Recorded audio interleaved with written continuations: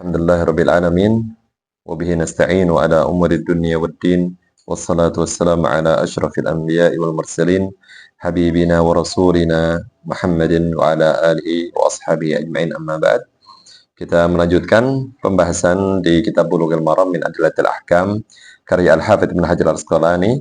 Kita sudah mulai di bab pertama dalam kitab Thaharah dan kita sudah masuk di bab Al-Miyah, yaitu bab air, dan kita sekarang akan membahas insyaallah ta'ala hadis dari Abi Hurairah. Siapa yang membaca? Silakan.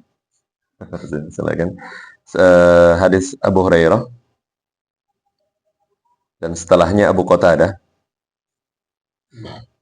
Ya. وعن أبي هريرة رضي الله عنه قال قال رسول الله صلى الله عليه وسلم طهور إناء أحدكم إذا ولغ فيه الكلب أن يغسله 7 مرات أولاهن بالتراب أخرجه مسلم وفي لفظ له فليرقه وللترمذي أخراهن أو أولاهن.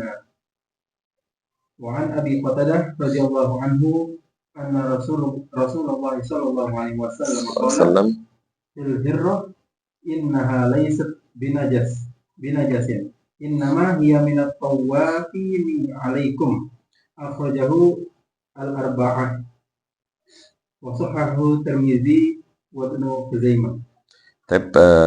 Dua hadis ini, yaitu di hadis yang dari Abi Hurairah radhiyallahu anhu, Rasulullah alaihi salatu wasallam bersabda, "Tuhuru ina'i ahadikum idza walagha fihil kalb an yaghsilahu 7 marrat ulahunna biturab." Rasulullah bersabda, tuhur. Tuhur itu adalah perbuatannya. Kalau tahur itu adalah sifatnya. Air sifatnya adalah tahur, suci dan mensucikan. Tapi kalau tuhur pakai dhammah ta'nya itu adalah perbuatannya, yaitu perbuatan untuk kita bertaharah atau mensucikan. Yaitu Rasulullah di sini memerintahkan untuk mensucikan ina'i ahadikum. Ina artinya adalah tempat yang digunakan untuk menampung makanan ataupun minuman. Itu ina. Idza walagha fihil kalb. Jikalau di walagha itu adalah dijilat. Di dalamnya atau ke dalamnya al-kalbu atau anjing. Maka di sini yang dijilat adalah bukan bejananya, tapi air yang ada di dalam bejananya. Tapi walaupun seperti itu yang terjadi, Rasulullah memerintahkan untuk mensucikan, bukan membersihkan, mensucikan barang ini atau istilahnya bejana tersebut. Kemudian tata cara mensucikannya adalah an yaghsilahu 7 marrat, yaitu dicuci sebanyak 7 kali. Dan yang namanya mencuci perlu untuk kita pahami terkait dengan istilah mencuci di dalam hadis-hadis yang ada, yaitu ketika kita mengguyurkan air di atas barang yang baru terkena najis. Maka ketika mengguyurkan saja itu adalah mencuci. Maka maksudnya di sini mencuci 7 kali adalah mengguyur sebanyak 7 kali, tapi yang pertama kali bukan menggunakan air, yaitu ulahunna biturab. Dalam riwayat Muslim di sini dikatakan pertamanya itu menggunakan turab, atau yang disebut dengan istilah debu atau tanah. Itu adalah tata cara membersihkan yang namanya najis dari anjing. Tapi perlu untuk kita ketahui bersama bahwa yang namanya najis itu ada 3 jenis. Sebagaimana yang dibagi oleh para ulama terkait dengan jenis-jenis najis.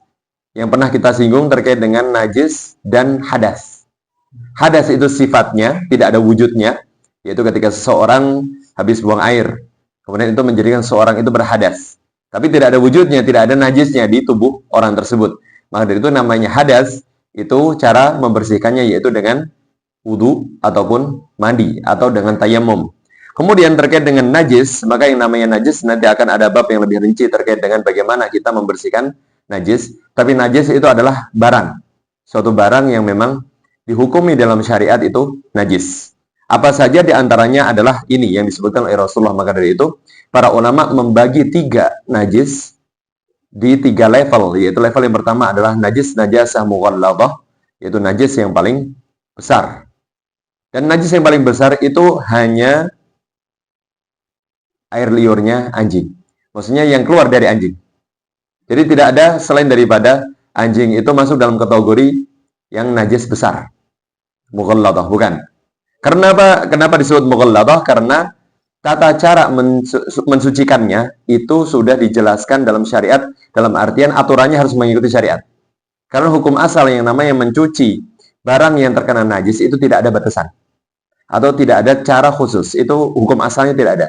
Tapi hanya najis yang najasah mughalladah itu yang memang dirincikan tata caranya, yaitu dengan cara mencuci sebanyak 7 kali, dan pertamanya harus dengan tanah.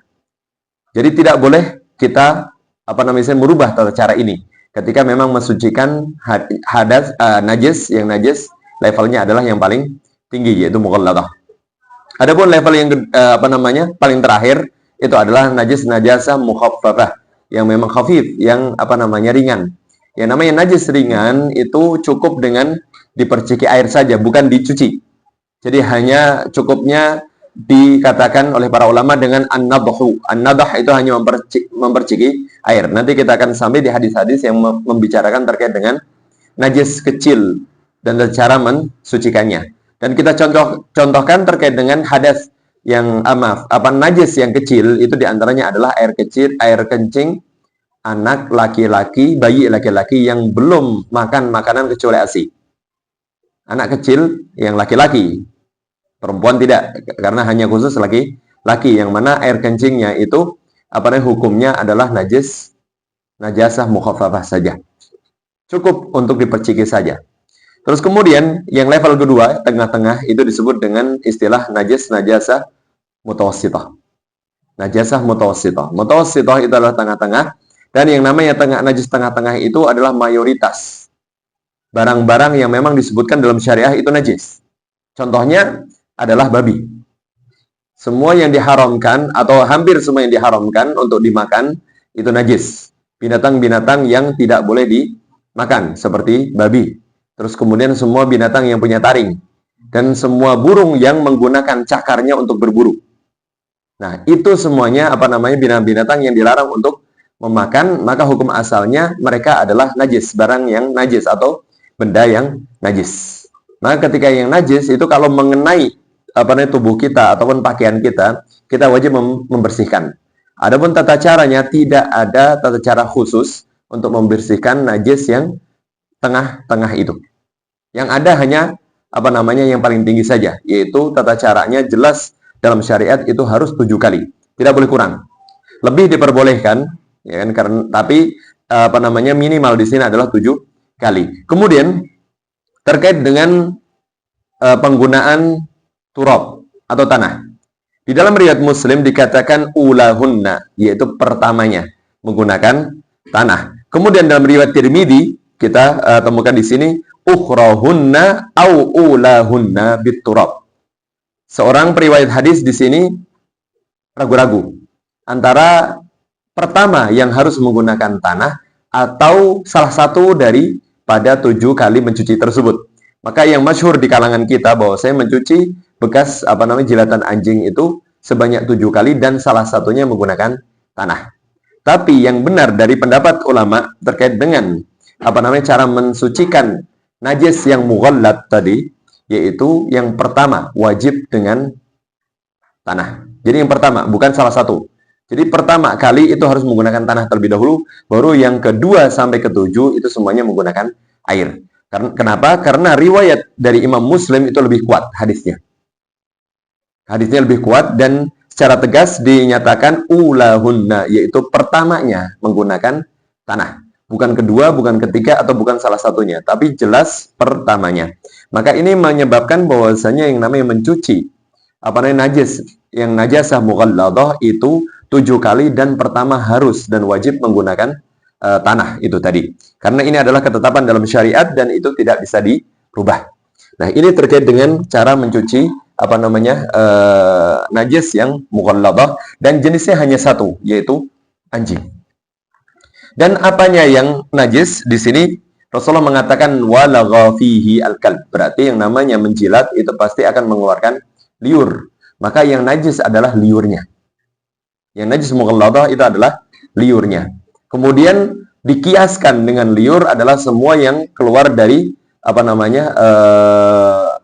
anjing tersebut, entah itu arak atau yang kita sebut dengan istilah keringat, atau lebih parah daripada itu adalah kotoran, entah itu kencing ataupun kotoran anjing itu. Maka itu semuanya dikiaskan dengan liurnya. Maka itu semuanya yang ada basah-basahnya dari anjing, maka itu yang dihukumi najis. Sedangkan selain daripada itu, tidak.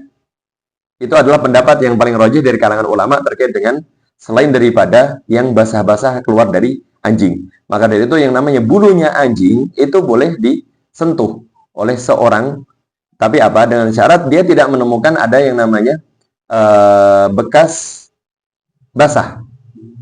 Karena bisa jadi anjing itu menjilati bulunya, kemudian ketika dipegang dia sudah masih terasa basah. Maka kalau ada terasa basah tersebut berarti najis yang najasah mughalladhah. Tapi jikalau tidak, maka tidak. Seperti itu. Walaupun sebagian ulama lebih mendetailkan bahwasanya yang boleh dipegang itu adalah bulu yang ada di kepala. Karena bulu yang di kepala itu tidak mungkin dijilati. Tidak mungkin dijilati oleh anjing. Sedangkan bulu yang lainnya itu mungkin untuk dijilat oleh anjing tersebut. Akan tetapi yang namanya dalam syariat itu ketika memang yang dihukumi najis adalah sesuatu yang basah dari anjing tersebut, berarti kita menghukuminya sesuai dengan apa yang kita ketahui. Itu ketika kita memegang basah, ya berarti itu najasah mughalladhah. Tapi ketika memegang ternyata tidak basah, maka hukumnya adalah tidak seperti itu. Tidak seperti najasah mughalladhah. Maka itu biasa saja. Dan sekali lagi yang disebut najis adalah binatang-binatang yang awalnya yang diharamkan untuk dimakan, tapi dalam kondisi sudah mati. Entah itu matinya disembelih atau mati sendiri. Intinya semua hewan yang dalam bentuknya bangkai itu adalah barang yang najis. Atau semua kotoran yang keluar dari binatang-binatang yang dagingnya diharamkan untuk dimakan, maka kotoran-kotoran tersebut hukumnya adalah najis. Itu adalah pendapat yang paling kuat dari kalangan ulama. Walaupun terkait dengan beberapa pendapat dari kalangan Syafi'iyah, maka seorang itu juga dilarang untuk menyentuh anjing. Karena hati-hati untuk tidak terkena bekas jilatan anjing itu ke bulunya. Maka sebagian ulama Syafi'iyah menganjurkan seperti itu. Kenapa? Karena bentuk kehati-hatian saja. Tapi untuk menyatakan apakah itu semuanya najis, maka tidak. Karena dalam hadis ini disebutkan hanya jilatan, berarti efek dari jilatan tersebut. Dan walaupun jilatan itu tidak langsung ke barang kita, tapi di air, maka air itu sudah berubah hukumnya menjadi air yang najis, air najis. Nah, itu terkait dengan air yang dijilat oleh anjing. Terus kemudian di hadis yang kedua ini dicantumkan oleh Al-Hafidz Ibnu Hajar Al-Asqalani. Kenapa? Karena untuk mengimbangi informasi dari hadis Abu Hurairah tadi. Yaitu hadis yang berikutnya adalah hadis tentang kucing. Anjing dan kucing itu sebenarnya adalah sama-sama hewan yang dilarang untuk dimakan dagingnya. Tapi dalam syariat hukumnya dibedakan. Dan disebutkan alasannya kenapa dibedakan. Dalam hadis yang kedua di sini dari Abi Qatadah, Rasulullah SAW bersabda, fil hirrah. Al-hirrah itu artinya adalah kucing. Artinya adalah kucing. Innaha laysat binajas. Bahwasanya Rasulullah mengatakan yang namanya kucing itu, entah itu air liurnya ataupun misalnya kucingnya itu sendiri, bukan barang najis. Dan disebutkan alasannya kenapa itu tidak dinyatakan sebagai binatang yang najis dalam syariat kita, karena innama hiya minat tawafina alaikum, yaitu kategori kucing itu adalah termasuk binatang-binatang yang minat tawafin, yang sering berkeliaran di sekitaran kalian, di sekitaran manusia. Karena binatang tersebut itu sering berkeliaran, berarti akan mengakibatkan beberapa perbuatan yang dilakukan oleh binatang tersebut itu tidak banyak diketahui oleh manusia. Atau mungkin jikalau sering berkeliaran di sekitaran kita, maka ada potensi yang namanya kucing itu akan menjilati beberapa barang milik manusia. Dan jikalau memang binatang itu sering berkeliaran, maka bisa jadi yang dijilati adalah banyak.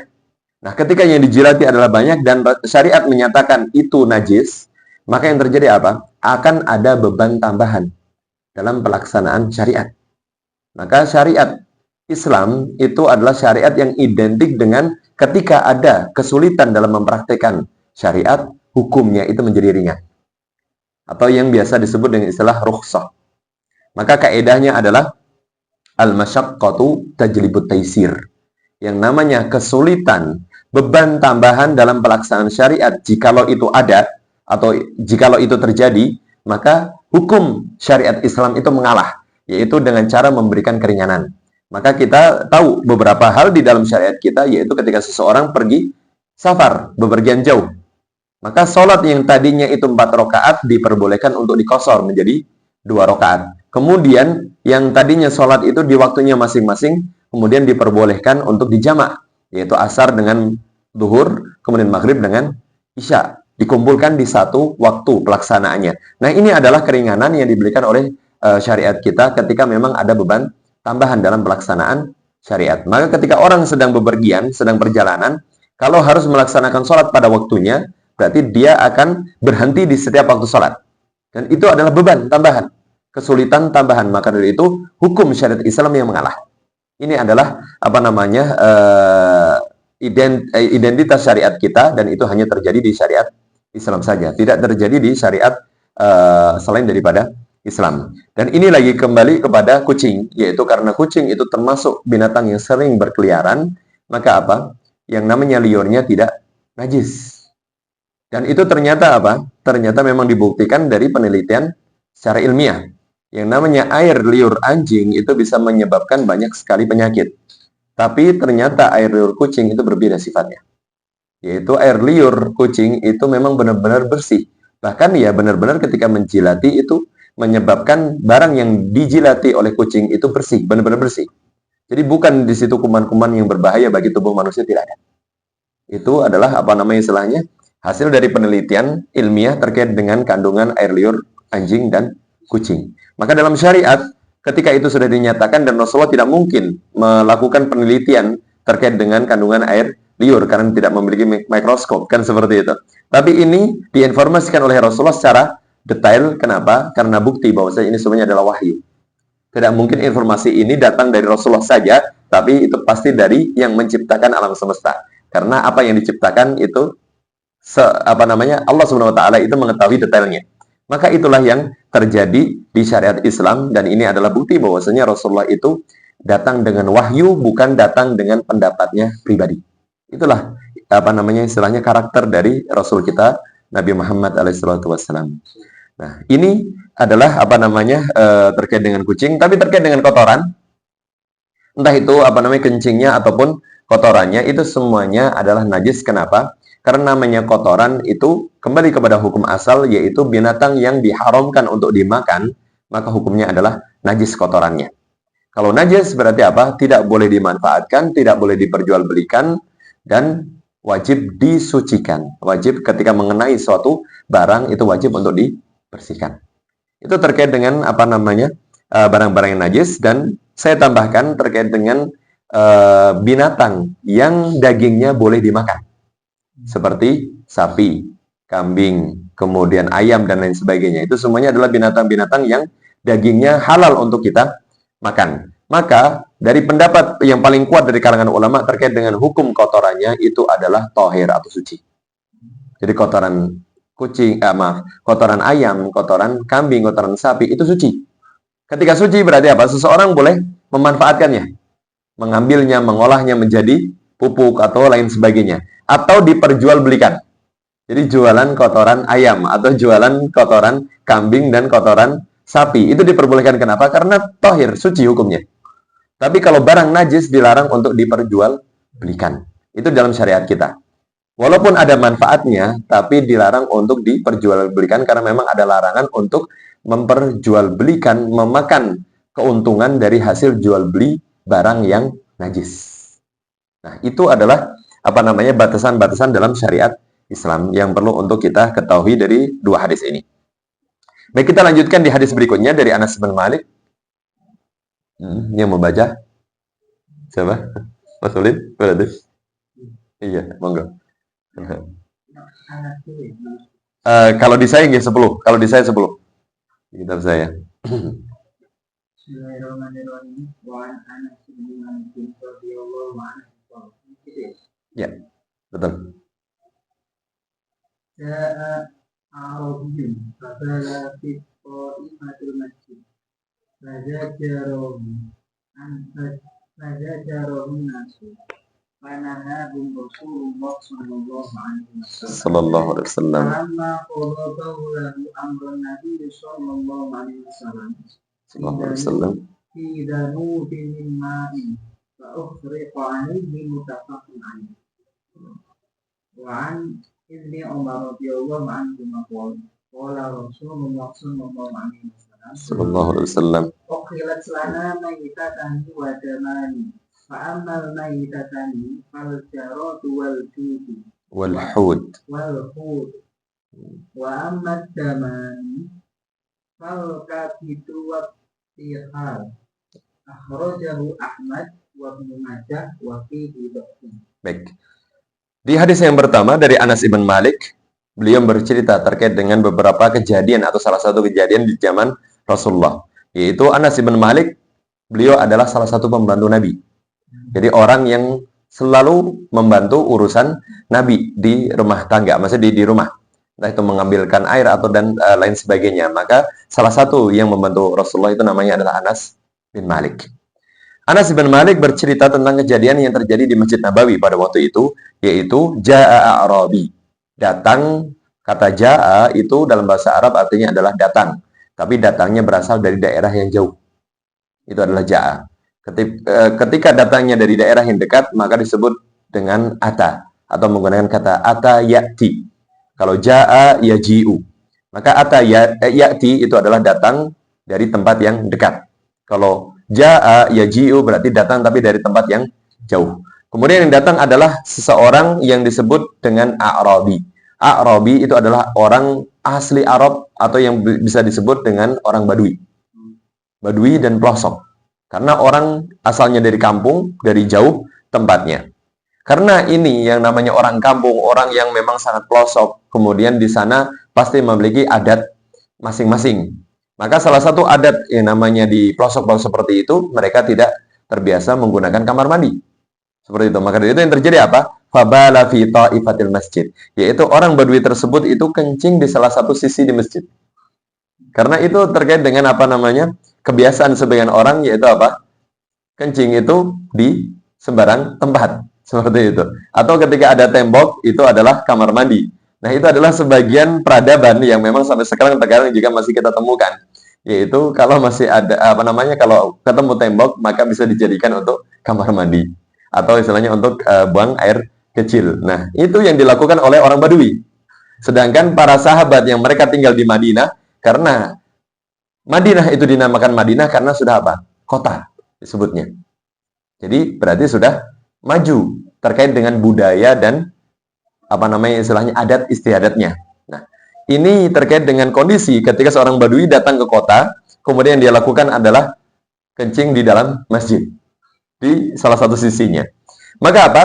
Fazajarahun nas. Para sahabat yang lain yang melihatnya berusaha mencegah. Zajaro itu adalah mencegah. Mencegah seseorang untuk melakukan suatu perbuatan. Itu dinamakan zajar dalam bahasa Arab. Tapi Rasulullah SAW nahahum. Rasulullah itu melarang para sahabat yang lain untuk mencegah. Rasulullah malah melarang para sahabat untuk mencegah Badui ini untuk kencing. Kemudian falamma qada baulahu, yaitu setelah Badui tersebut selesai untuk kencing, maka apa? Amaran Nabi sallallahu alaihi wasallam bidanubin min ma, yaitu kemudian Rasulullah itu memerintahkan para sahabat untuk membawa satu ember. Danub itu adalah ember dari air, isinya air. Fa'uhriqa alaihi, kemudian dituangkan atau diguyurkan ke atas tadi yang bekas kencingnya orang Badui tersebut. Maka dalam hadis ini kita bisa rincikan, kita perhatikan terkait dengan perbuatan orang Badui. Yaitu apa? Mereka adalah orang yang memang tidak tahu menahu terkait dengan hukum-hukum di dalam syariat kita. Nah, orang yang tidak tahu hukum di dalam syariat kita ketika melakukan suatu perbuatan, maka ketika langsung dicegah, langsung dilarang, kira-kira apa dampak yang akan efek yang akan timbul dari orang tersebut? Apakah dia langsung akan menuruti atau justru malah mungkin bisa jadi akan membangkang dan melawan? Maka ini yang perlu kita perhatikan. Rata-rata orang pasti akan membangkang. Kenapa? Karena ketidaktahuan. Maka dari itu orang yang tidak tahu biarkan mereka mau membangkang, mereka mau mengatakan apapun atau berkomentar apapun, karena memang pikiran orang, omongan orang itu tidak bisa kita atur. Maka itu adalah sikap yang dilakukan, yang dicontohkan oleh Rasulullah. Karena di sini apa? Rasul melihat ini orang Badui. Yang melakukan bukan Umar bin Khattab, yang melakukan bukan Ali bin Abi Thalib, tapi yang melakukan adalah orang Badui. Maka dari itu Rasulullah mengetahui ini orang Badui adalah orang yang nggak tahu. Ya sudah, ketika dia kencing, biarkan. Terus kemudian para sahabat adalah orang-orang yang mereka itu sangat sigap ketika melihat sebuah kemungkaran dilakukan. Suatu perbuatan yang buruk dilakukan oleh seseorang, maka apa? Para sahabat itu sigap untuk mencegah. Ini yang namanya al-amr bil ma'ruf wan nahi anil munkar. Amar ma'ruf nahi munkar. Yang namanya memerintahkan kepada kebaikan, itu namanya para sahabat. Mereka adalah orang-orang yang paling pertama kali, paling semangat untuk memerintahkan dalam perkara kebaikan. Kemudian mereka juga orang-orang yang paling pertama kali untuk apa? An-nahi anil munkar, yaitu melarang dari perkara keburukan atau kemungkaran. Maka ini yang mereka ingin lakukan.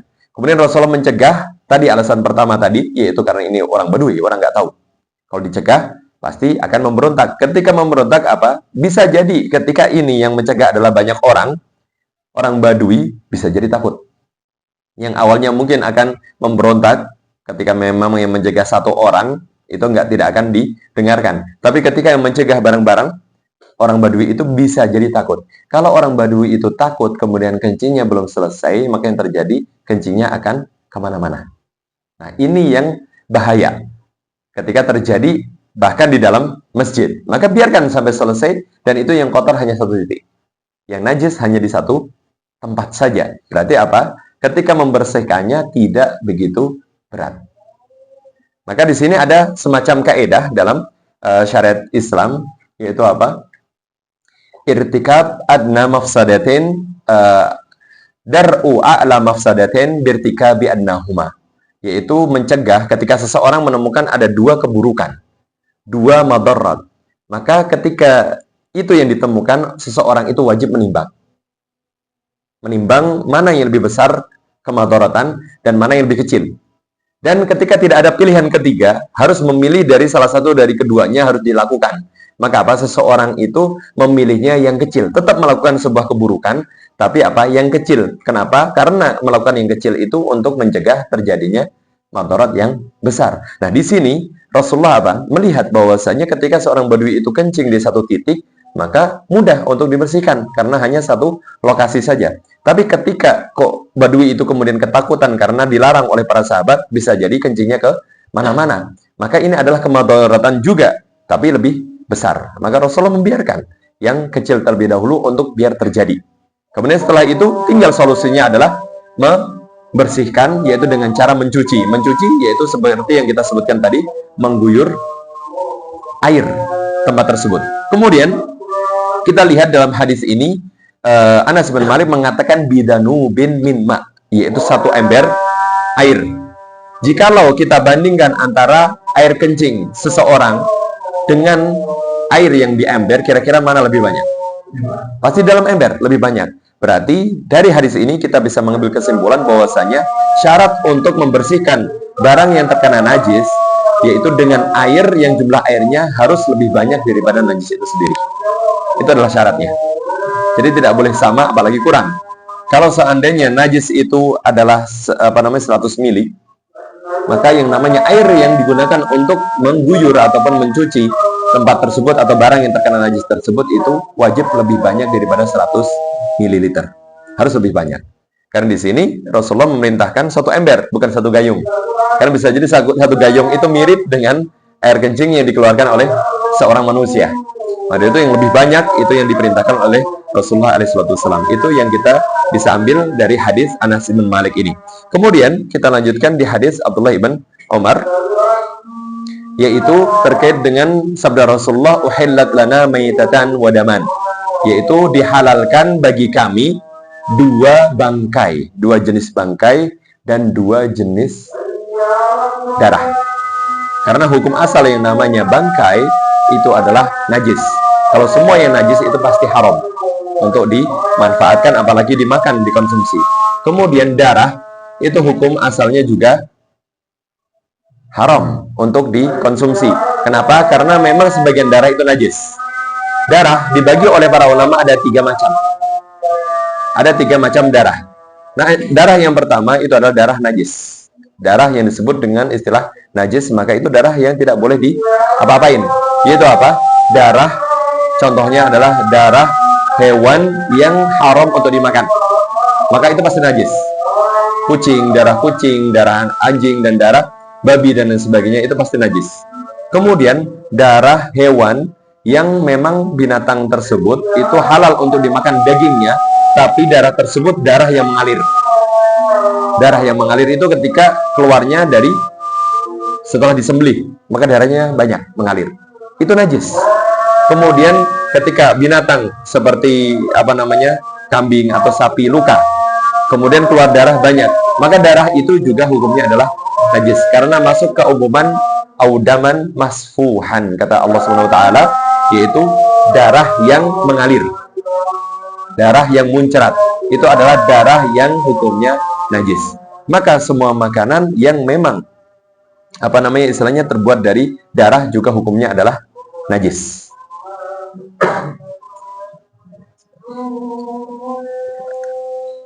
Yarhamukallah. Yaitu apa?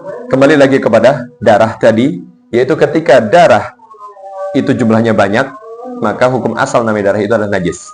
Berarti darah itu tidak boleh diperjualbelikan pertama. Dan kedua, tidak boleh dimanfaatkan.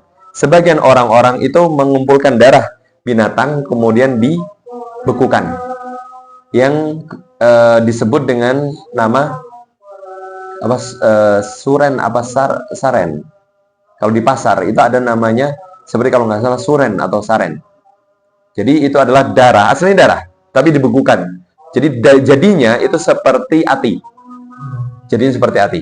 Tapi aslinya bukan ati. Sebenarnya itu adalah darah. Biasanya memang dipakai untuk beberapa campuran masakan. Karena bisa menguatkan beberapa rasa.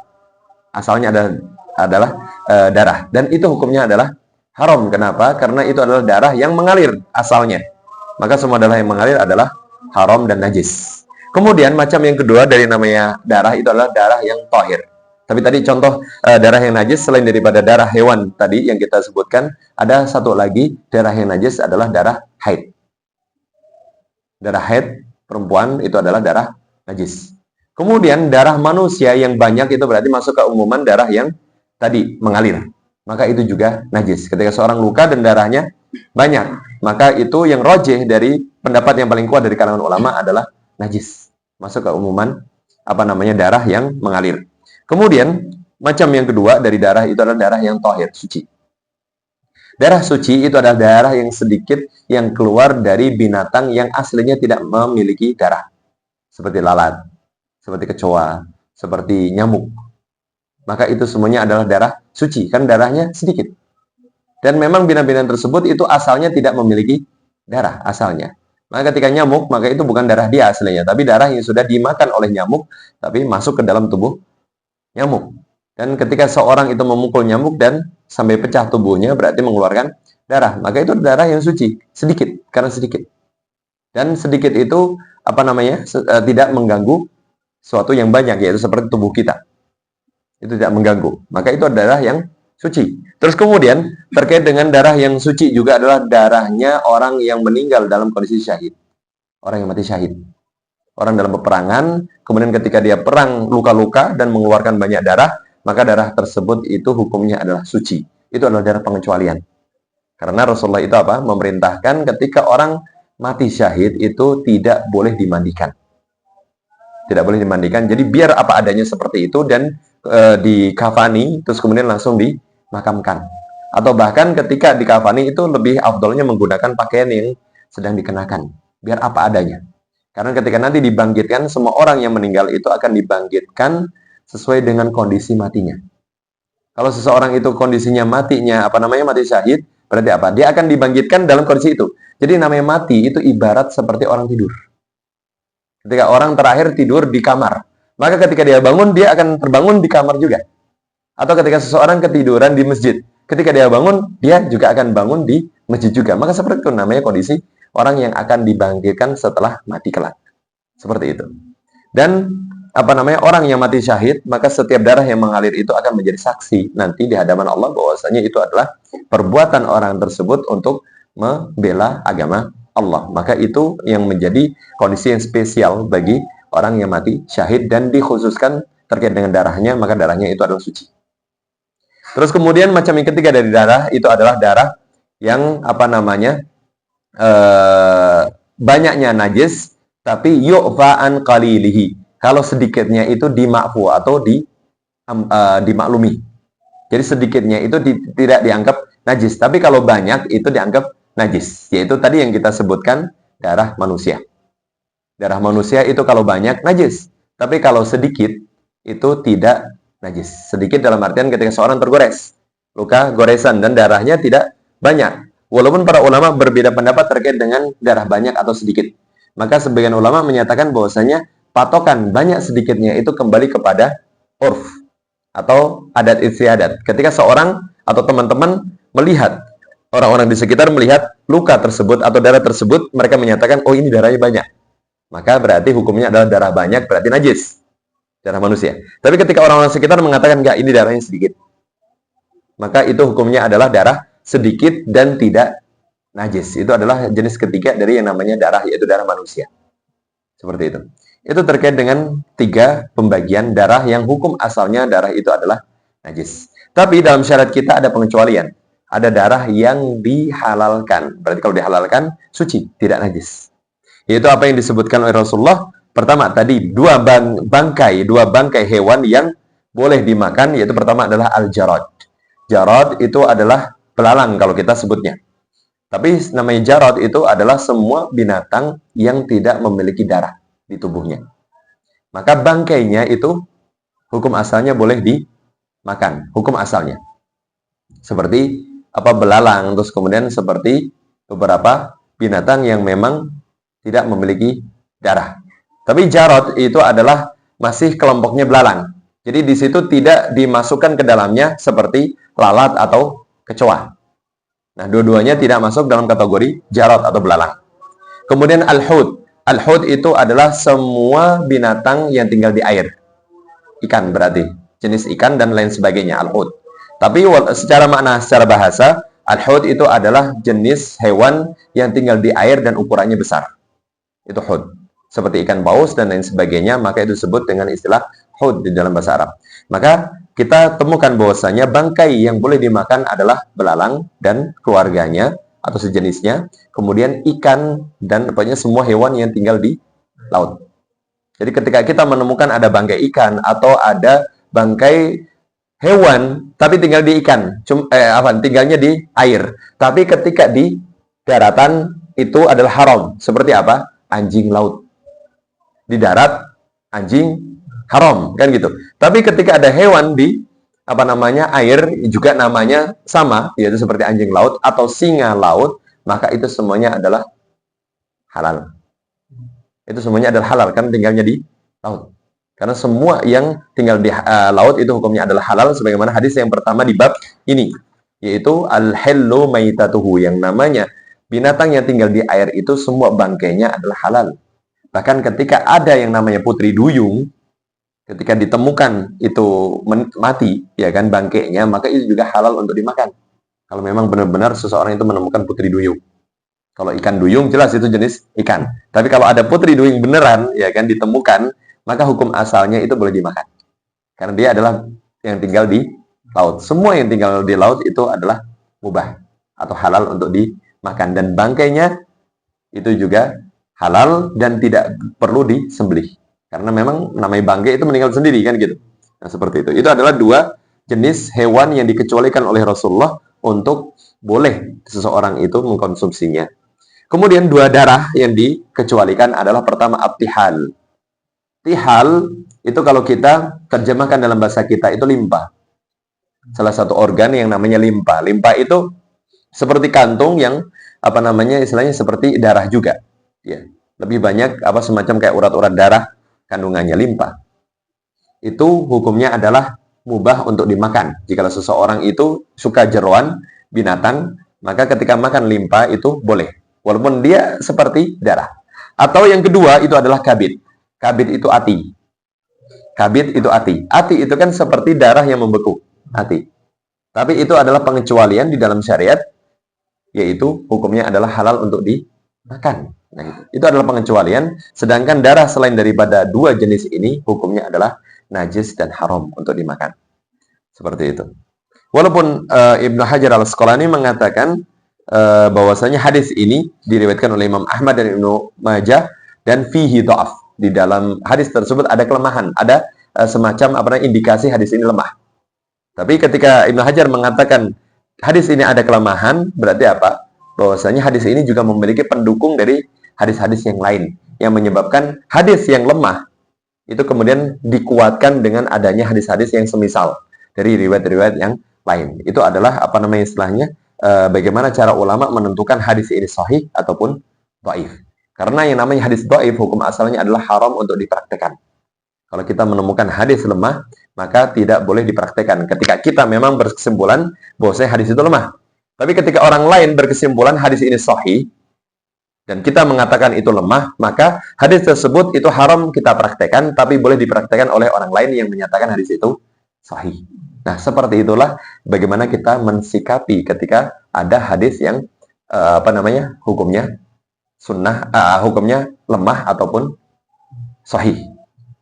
Saya kasih contoh yang beredar di kalangan masyarakat, yaitu hadis terkait dengan membaca Yasin bagi orang yang meninggal, mayit.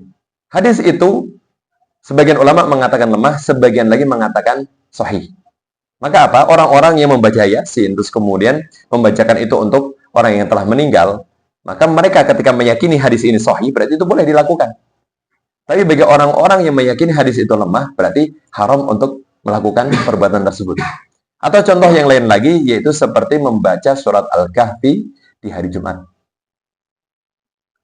Ada hadis yang menyatakan kesunahan membaca surat Al-Kahfi di hari Jumat, hanya khusus hari Jumat. Tapi para ulama juga berbeda pendapat terkait apakah hadis itu lemah ataupun sahih. Kalau seorang meyakini bahwa hadis itu sahih, dan menurut informasi yang sampai di dia bahwasanya hadis itu adalah sahih, maka silahkan mempraktekkan. Tapi bagi orang-orang yang kemudian meyakini bahwasanya hadis itu adalah lemah, dhaif, karena menurut informasi dari sebagian ulama yang lebih dia percaya, yang menyatakan bahwa hadis itu lemah, maka haram bagi orang tersebut untuk mempraktekkan. Nah, seperti itulah bagaimana kita mensikapi ketika ada hadis yang dinyatakan itu sahih ataupun dhaif. Kalau sahih, sepakat para ulama mewajibkan untuk kita mempraktekkan atau boleh mempraktekkan. Tapi kalau dhaif itu hukum asalnya adalah haram untuk dipraktekkan. Tapi terkadang kita menemukan hadis yang para ulama berbeda pendapat. Sebagian mengatakan itu sahih, sebagian yang lain mengatakan dhaif. Seperti itu. Kalau iqamah kira-kira jam berapa? Oh, sudah ya. Baik. Kita akhiri dan kita lanjutkan nanti insyaallah setelah salat. Hada wa sallallahu ala nabiyina Muhammad wa ala alihi washabbihi wasallam wa akhiru da'wana alhamdulillahirabbil alamin. Kalau saya makan dulu enggak lanjut nanti.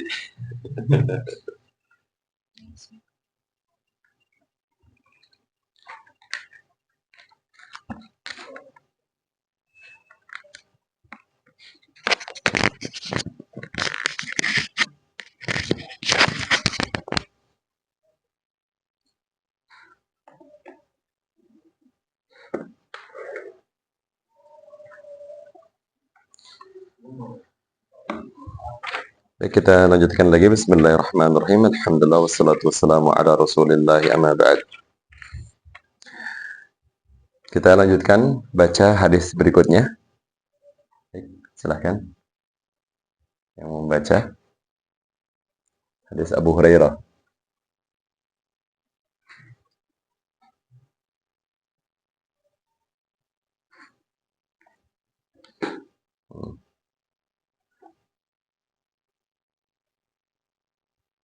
Bismillahirrahmanirrahim.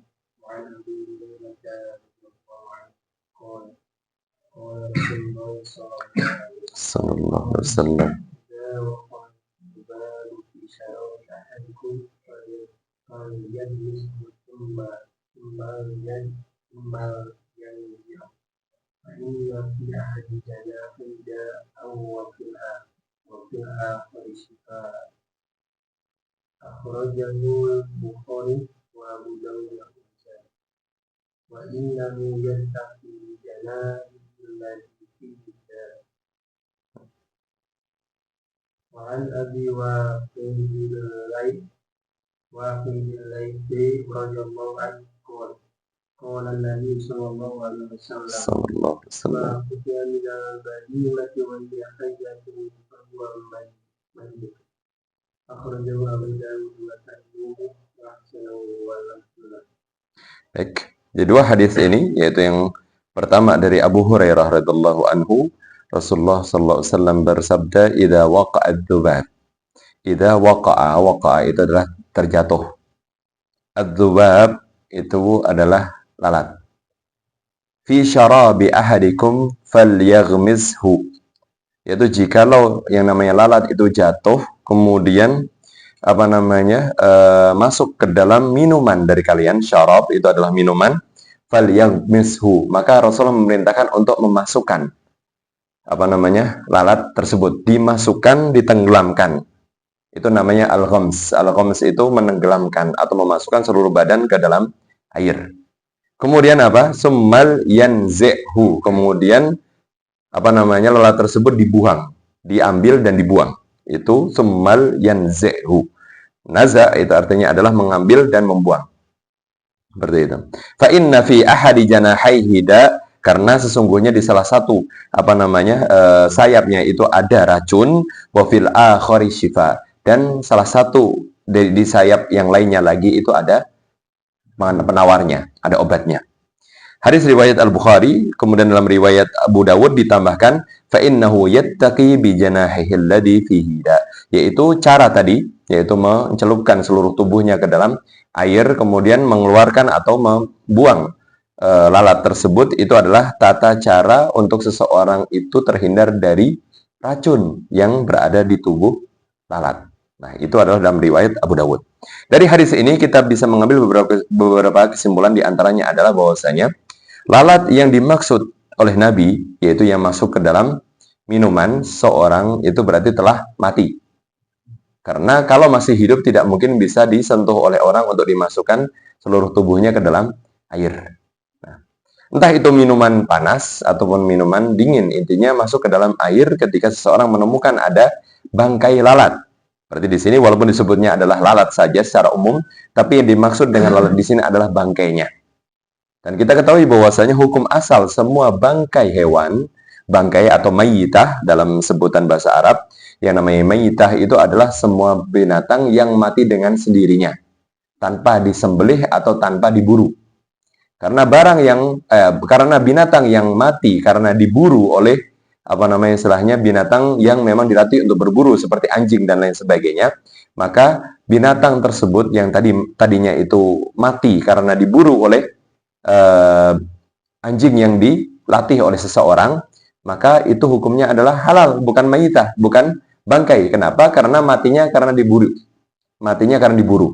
Atau seseorang pakai senapan, nembak burung. Maka itu adalah salah satu cara berburu. Maka ketika seorang nembak burung, kemudian burung tersebut jatuh dan mati, belum sempat disembelih, maka hukum dagingnya itu adalah halal. Karena matinya disebabkan diburu oleh seseorang. Yaitu yang namanya binatang yang halal dagingnya untuk dimakan, matinya harus melalui dua cara. Entah itu disembelih atau dengan cara diburu. Tapi binatang-binatang yang matinya itu tidak dengan dua cara tersebut, maka itu hukumnya adalah secara umum disebut dengan bangkai atau mayyitah. Dan hukum bangkai itu sebagaimana yang kita sebutkan najis. Kalau najis berarti haram untuk dikonsumsi atau untuk dimakan. Dan ketika barang itu najis dan mengenai barang yang kita miliki, maka menyebabkan atau bisa menyebabkan barang yang kita miliki yang aslinya suci itu menjadi najis, terkontaminasi. Tapi dalam hadis ini Rasulullah mengatakan pengecualian, yaitu bangkainya binatang yang tidak memiliki darah. Maka itu secara umum bangkainya adalah thahir atau suci. Alat, kecoa, kemudian binatang-binatang yang memang tidak memiliki darah dalam tubuhnya, maka hukumnya adalah suci bangkai tersebut. Kenapa suci? Karena Rasulullah tidak memerintahkan untuk membuang air. Air yang kemasukan lalat tidak diperintahkan untuk dibuang. Maka mengindikasikan bahwasanya bangkai lalat tersebut itu adalah suci. Tapi karena dia bangkai dan tidak tergolong dari yang namanya jarot atau istilahnya belalang tadi, maka seseorang dilarang untuk memakan lalat. Karena Rasulullah di sini memerintahkan summal yanzihu. Setelah dimasukkan seluruh tubuhnya, kemudian apa? Dibuang lalat tersebut. Itu mengindikasikan bahwasanya lalat hukumnya adalah bangkai dan semua bangkai hukum asalnya adalah haram untuk dimakan, hukum asalnya. Kecuali tadi yang kita kecualikan di hadis yang sebelum ini. Jadi hanya itu saja, bangkainya belalang ataupun bangkainya binatang air atau laut, itu semuanya halal. Tapi selain daripada itu, hukumnya adalah haram untuk dimakan. Baik. Terus kemudian terkait dengan tadi penawar di salah satu sayap dan sayap yang lainnya ada racun. Nah, karena sebagaimana yang kita ketahui bahwasanya yang namanya lalat itu adalah binatang yang kotor, suka hinggap di barang-barang yang kotor, entah itu barang najis ataupun barang yang memang kotor seperti sampah dan bangkai. Maka yang namanya lalat itu adalah binatang yang kotor, jadi bisa menyebabkan adanya sakit, yaitu ada racun yang membawa racun. Tapi Allah SWT adil, yaitu yang namanya lalat itulah binatang yang banyak dan sulit untuk diusir. Dan sulit juga untuk dimusnahkan dan dibasmi. Maka dari itu Allah menciptakan di dalam tubuh lalat itu sendiri adanya penawar. Nah, ini adalah salah satu bukti bahwasanya Allah SWT itu menciptakan semua hal itu. Setiap ada masalah, pasti ada solusinya. Setiap ada racun, pasti ada penawarnya. Ada sakit, pasti ada obatnya juga. Maka itu yang perlu untuk kita gali bersama untuk mengetahui bagaimana, apa saja ketika Allah SWT menciptakan racun atau penyakit dan apa saja yang bisa dijadikan sebagai penawarnya. Itu adalah kewajiban manusia untuk mencari tahu. Nah, ini adalah hadis yang pertama terkait tadi lalat yang masuk ke dalam minuman. Kemudian hadis yang kedua dari Abi Waqid Al-Laythi, Rasulullah bersabda, "Ma quti'a minal bahaim au minal bahimati wa hiya hayyah fa hiya mayyitah." Yaitu yang namanya semua anggota tubuh yang dipotong dari binatang yang masih hidup. Maka potongan tubuh tersebut hukumnya adalah bangkai. Saya kasih contoh, ketika onta ada punuknya. Dan seseorang itu tidak membunuh onta atau tidak menyembelih onta, tapi langsung onta tersebut itu diambil di bagian punuknya, dipotong. Dalam kondisi onta tersebut masih hidup. Maka semua anggota tubuh yang dipotong dari binatang yang masih hidup, itu hukumnya adalah bangkai. Walaupun asalnya binatang tersebut adalah binatang yang boleh untuk dimakan. Maka tadi, punuk onta yang dipotong dari onta, dalam kondisi onta masih hidup, maka punuknya tersebut dilarang untuk dimanfaatkan oleh manusia. Kenapa? Karena hukumnya bangkai. Bangkai berarti najis. Kalau najis berarti haram. Nah, itu adalah terkait dengan anggota tubuh binatang yang dipotong dalam kondisi hidup. Atau seperti hewan-hewan di sekitaran kita seperti sapi. Ketika memang seseorang itu ternyata motong, atau mungkin sapi tersebut ketabrak mobil. Kemudian salah satu kakinya patah. Maka kakinya binatang tersebut dilarang untuk dimanfaatkan karena hukumnya adalah bangkai, terpotong dari binatang tersebut, tapi binatang tersebut masih dalam kondisi hidup. Nah, itu adalah bangkai dan tidak boleh dimanfaatkan, apalagi dimakan. Kecuali para ulama mengecualikan, ada beberapa pengecualian terkait dengan anggota tubuh binatang yang dipotong dalam kondisi hidup. Di antaranya yang pertama adalah pengecualian anggota tubuh yang tidak dialiri darah. Seperti cula badak itu culaknya. Terus kemudian gading di gajah. Terus kemudian kalau di sapi ataupun di kerbau itu tanduk. Atau rusa itu tanduknya. Maka itu semuanya tidak dialiri oleh darah. Ketika dipotong dalam kondisi binatang tersebut masih hidup, maka hukumnya adalah suci. Hukum asalnya adalah suci dan boleh dimanfaatkan. Kalau boleh dimanfaatkan berarti juga boleh diperjualbelikan atau dijadikan beberapa istilahnya barang-barang yang bisa digunakan. Nah, itu pengecualiannya. Atau seperti kuku juga. Kuku tidak dialiri oleh darah. Maka ketika dipotong dari binatang terus kemudian kuku tersebut dimanfaatkan. Entah itu untuk bahan apa, maka itu hukumnya adalah boleh. Karena tidak termasuk larangan atau tidak termasuk bangkai yang disebutkan dalam hadis ini. Kemudian pengecualian yang kedua itu adalah rusa Siberia. Itu di kalangan sebagian orang-orang yang memang mereka itu para pembuat minyak wangi. Mereka sangat familiar dengan namanya rusa Siberia. Rusa yang hidup di daerah dingin. Nah, rusa jenis itu, khusus jenis itu adalah rusa yang bisa diambil ada satu bagian di bawah perutnya. Ada satu bagian yang bisa diambil, dipotong. Kemudian barang tersebut atau istilahnya potongan tersebut dimanfaatkan untuk campuran minyak wangi. Maka itu adalah pengecualian. Kenapa? Karena hal tersebut adalah manusia itu membutuhkan. Manusia itu membutuhkan barang tersebut, itu pertama. Dan kedua, tidak dilarang oleh Rasulullah SAW karena itu sudah dipakai sejak zaman dahulu juga. Itu adalah apa yang dipotong dari rusa Siberia, rusa kutub disebutnya juga. Nah, ini adalah pengecualian di mana potongan dari tubuh hewan itu tidak disebut dengan bangkai. Dan pengecualian itu sedikit. Yang namanya pengecualian selalu jumlahnya lebih sedikit. Tapi hukum asalnya adalah semua anggota tubuh binatang yang dipotong dari binatang tersebut dalam kondisi masih hidup, maka hukumnya adalah bangkai. Nah, ini adalah hadis dari Abi Waqid Al-Laythi. Baik, kita cukupkan. Ini adalah hadis terakhir di bab yang pertama, yaitu babu al-miyah, yaitu berbicara terkait dengan air. Dan hadis-hadis yang terakhir ini adalah hadis-hadis yang membahas tentang barang-barang najis, yaitu yang barang-barang najis itu adalah bangkai. Maka bangkai itu ketika masuk ke dalam air yang kita miliki, maka bisa merubah hukum air tersebut. Yaitu patokan kita adalah melihat dari salah satu 3 sifat dari air tersebut. Bau, aroma, kemudian warna atau rasa. Nah, jikalau salah satu dari sifatnya ini berubah, maka apa? Berarti air tersebut sudah terkontaminasi dan berubah hukumnya tidak lagi menjadi air yang suci. Berarti berubah menjadi air yang najis karena yang menyampurnya adalah najis.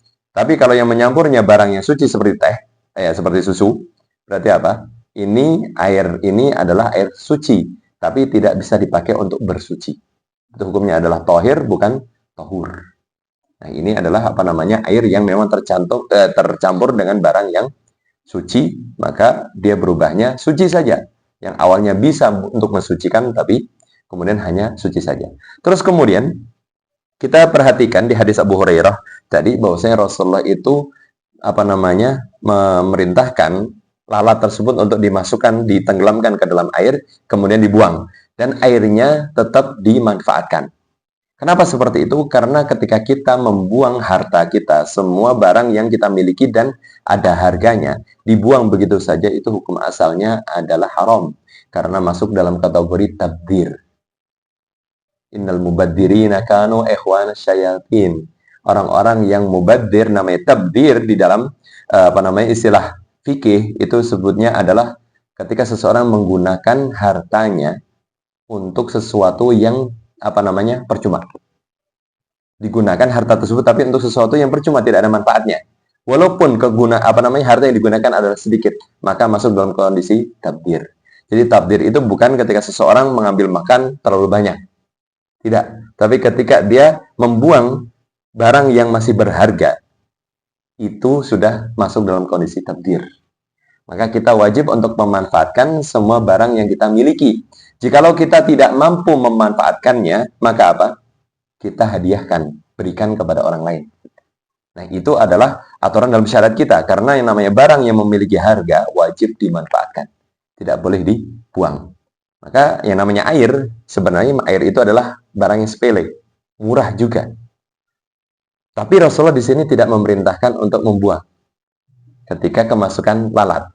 Walaupun orang itu ngerasa jijik, walaupun orang itu merasa istilahnya mungkin agak ngerasa ini air sudah kemasukan lalat, maka khawatir nanti kalau sakit perut dan lain sebagainya.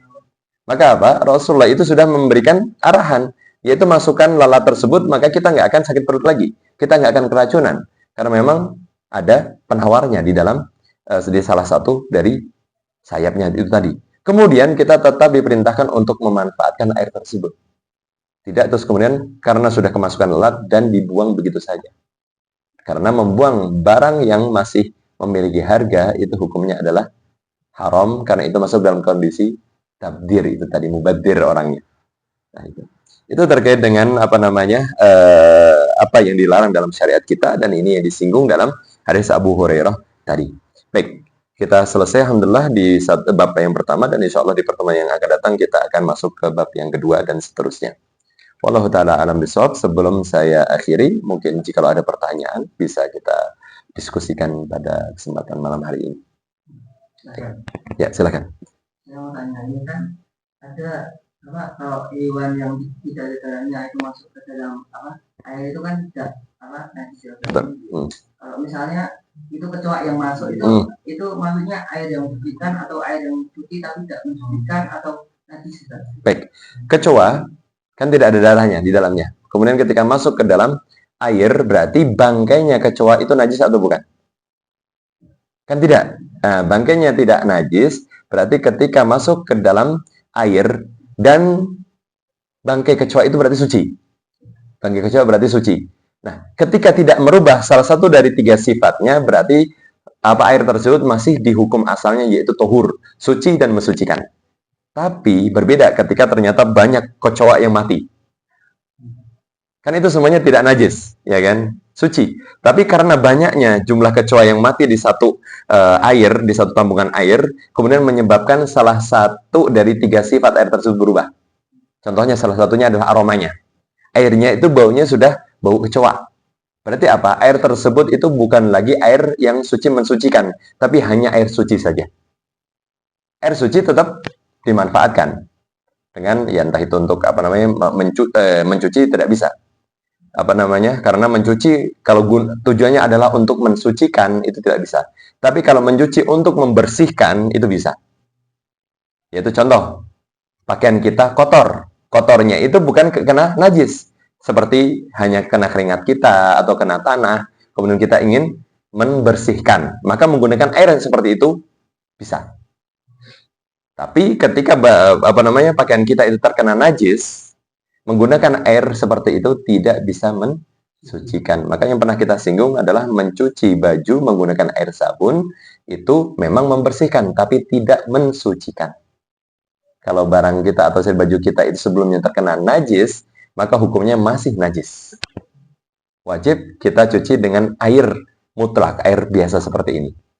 Tapi ketika kita membilasnya dengan air yang istilahnya air biasa, itu sudah cukup dianggap sebagai mensucikan. Tapi terkadang sebagian orang mencucinya dengan sabun, setelah selesai membilasnya dengan air softener. Berarti kan tidak ada air suci mensucikannya, tidak ada. Itu semuanya air suci karena air sabun semuanya kan. Berarti hukum dari pada istilahnya baju tersebut kalau sebelumnya terkena najis berarti tidak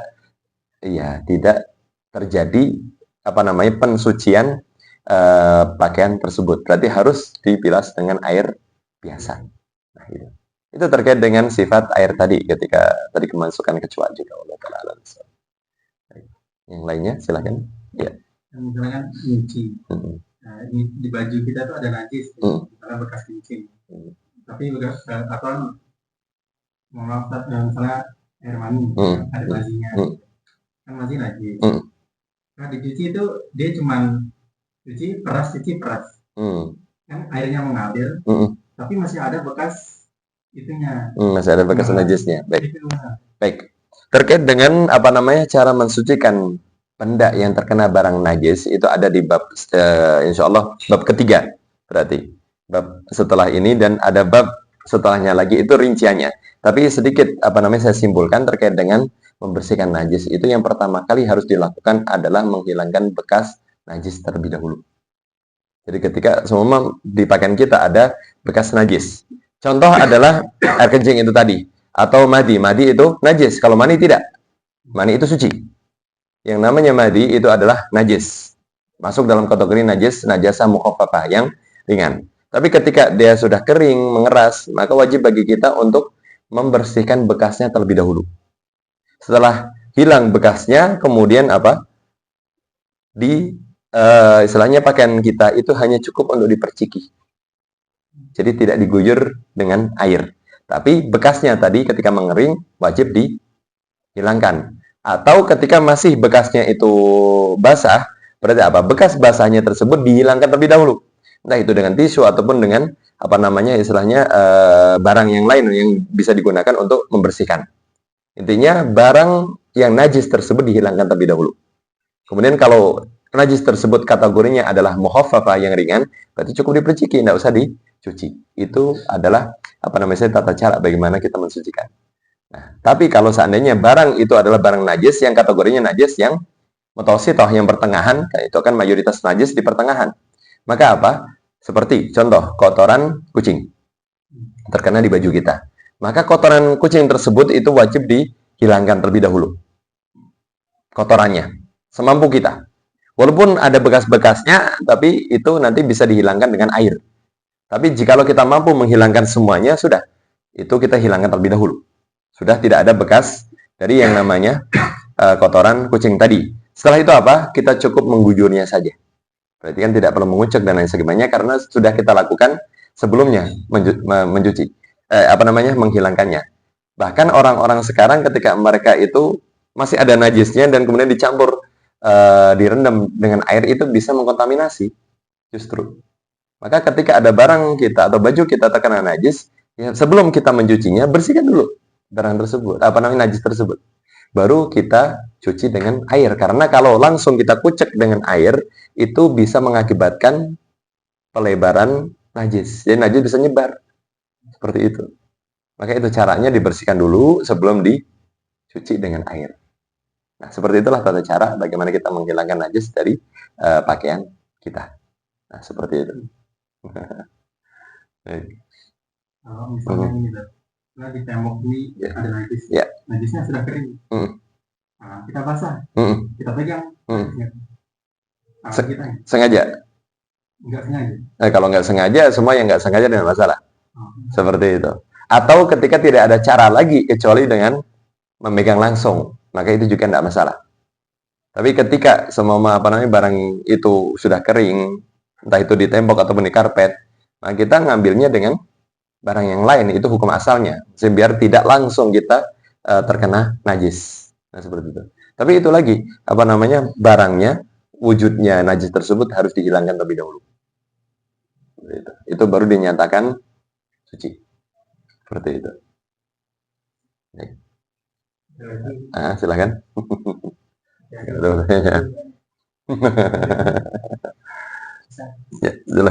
Kepiting itu haram kan? Kepiting. Ya, kepiting banyak diperdebatkan ya, kepiting sama katak. Ya kan, suike. Ya, dua selain binatang tersebut ketika sebagian ulama menonjolkan terkait dengan alasan diharamkannya karena barma'i, yaitu binatang yang hidup di dua alam. Itu berarti hukumnya haram karena hidup di dua alam seperti kepiting, kemudian seperti katak atau istilahnya beberapa hewan yang seperti itu ya, hidupnya di air dan juga di darat. Tapi alasan binatang hidup di dua alam itu adalah alasan yang lemah. Kenapa alasan lemah? Karena tidak ada satu dalil pun yang menyatakan itu adalah alasan untuk mengharamkan suatu hewan. Karena hukum asal semua hewan itu adalah halal, hukum asal. Allah sudah mengatakan huwallazi khalaqalakum ma fil ardi jami'an.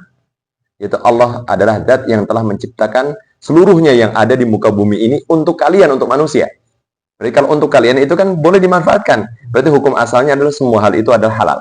Kecuali adanya dalil yang mengharamkan ini, yang seperti ini jenisnya, hewan ini yang haram. Nah, itu baru haram. Tapi ketika tidak ada yang mengharamkan secara langsung, berarti apa? Hukumnya adalah halal. Itu kembali kepada tadi alasan yang namanya binatang hidup di dua alam itu tidak ada dasarnya. Tidak ada dalilnya mesti. Tidak ada hadis yang menyebutkan, apalagi tidak ada ayat Al-Quran yang menyatakan alasan tersebut. Menjadikan binatang yang hidup di dua alam itu hukumnya adalah halal. Seperti itu. Ada suike ya dekat situ. Jadi MUI sampai mengharamkan Iya, kalau apa namanya sudah seperti MUI ataupun lain, mereka para ulama pasti memiliki pertimbangan yang mereka anggap sebagai pertimbangan yang kuat. Pastinya seperti itu. Kalau apa namanya alasan lain selain daripada hidup dua alam itu adalah binatang yang menjijikan. Tapi sekali lagi binatang yang menjijikan itu tidak ada standarnya, apalagi juga tidak ada dasarnya, juga tidak ada dalilnya. Tidak ada hadis yang menyatakan semua yang menjijikan adalah haram, tidak ada juga. Seperti itu. Kenapa? Karena standar jijik itu bagi setiap orang beda-beda. Maka ketika alasan seperti itu adalah alasan yang personal yang tidak bisa disamaratakan, berarti dalam syariat juga tidak akan menetapkan atau menjadikan itu sebagai alasan. Karena bisa jadi akan berubah nanti hukumnya ketika apa namanya orang itu tidak jijik. Karena alasannya jijik, berarti kalau orang itu nggak jijik, barangnya kan masih sama. Berarti nanti tidak menjadi haram. Jadi hukumnya akan berubah gitu kan. Jadi satu orang ke orang lain hukumnya berubah. Tapi syariat kita kan tidak seperti itu. Hukum dalam syariat kita itu paten, tapi yang menjadikan suatu yang haram kemudian menjadi mubah itu hanya kondisi seperti kayak darurat saja. Nah, seperti itu. Tapi bukan setiap individu si A hukumnya haram tapi bagi si B adalah halal. Nggak bisa seperti itu dalam syariat Islam. Nah, seperti itu gambarannya. Ya ketika memang MUI atau apa mereka apa namanya saya memfatwakan, ya itu boleh-boleh saja. Siapa yang mengikuti ya semua orang yang tidak bisa menggali ilmunya. Maka silakan mengikuti. Itu yang dinamakan dengan istilah taklid. Seseorang taklid itu adalah mempercayakan agamanya kepada siapapun yang dia percaya. Tapi posisi orang yang taklid itu adalah posisi yang rawan. Rawannya apa? Kalau ternyata, karena ini orang yang taklid kan nggak tahu mana yang benar, mana yang salah. Dia hanya mempercayakan ikut siapa? Seseorang. Maka apa yang terjadi ketika yang diikuti adalah benar, ya selamat dia. Tapi permasalahannya jika yang diikuti ternyata salah, maka dia otomatis akan salah juga. Nah, itu adalah posisi yang rawan, bahaya. Maka bagi kita sebagai seorang muslim, posisinya harusnya itu lebih daripada hanya muqallid taklid. Yaitu posisi kita adalah orang yang senantiasa berusaha mencari tahu apa yang benar, apa yang salah di dalam syariat Islam. Itu adalah posisi yang lebih tinggi daripada taklid tadi yang disebut dengan istilah para penuntut ilmu, tulabul ilmu. Dan itu kita harus di posisi itu. Agar ketika kita beramal berdasarkan ilmu, tidak hanya ikut-ikutan. Karena ketika berdasarkan ilmu berarti kita sampai kepada kesimpulan, oh ini yang benar, maka ini yang kita ambil. Oh ini yang salah, ini berarti kita sisihkan atau istilahnya kita jauhi. Nah, seperti itulah seorang muslim seharusnya untuk apa namanya bersikap, ya kan, mencari tahu mana yang benar, mana yang salah, baik dan buruk. Nah, seperti itu. Ya, dulu kan pernah dengar ada ustadz itu tidak ada hukum bagi orang yang tidak tahu. Gini, memang itu dalam syariat disebutkan disinggung ya, hanya saja tidak secara mutlak, maksudnya tidak secara umum. Pokoknya orang yang tidak tahu ya berarti sudah diampuni. Tidak secara mutlaknya seperti itu tidak. Maksudnya orang yang tidak tahu adalah ketika seseorang memang dalam suatu kondisi dia belum memungkinkan untuk mencari tahu ini benar atau salah. Tidak memungkinkan atau istilahnya belum memungkinkan untuk dia cari tahu. Tidak ada orang yang bisa ditanya, tidak bisa menuntut ilmu juga di majelis-majelis ilmu.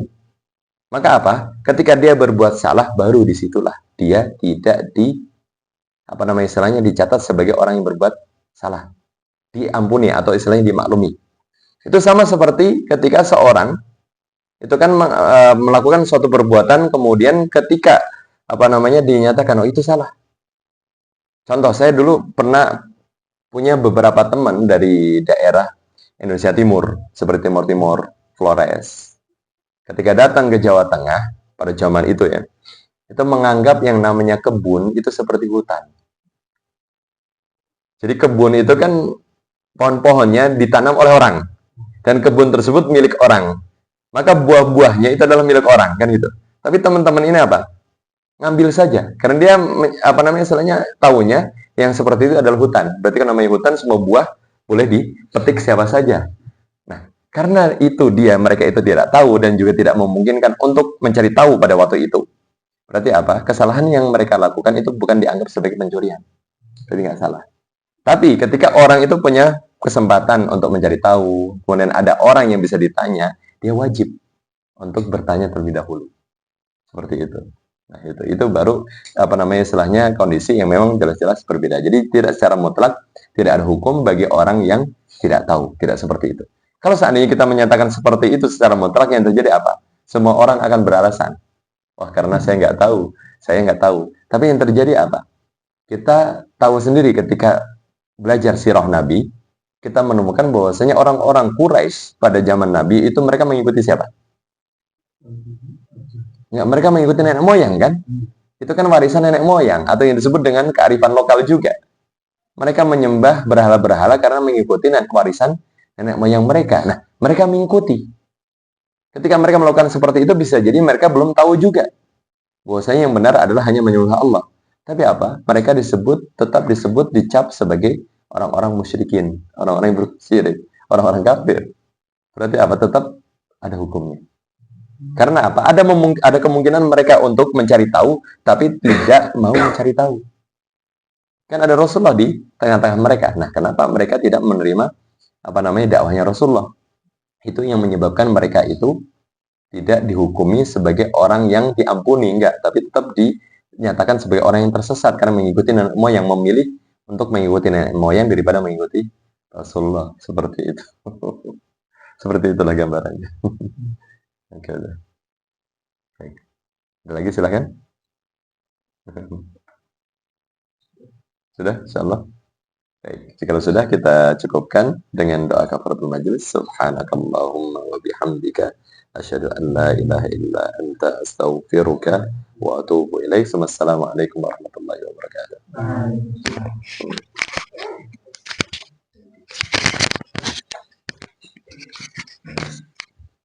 Thank you.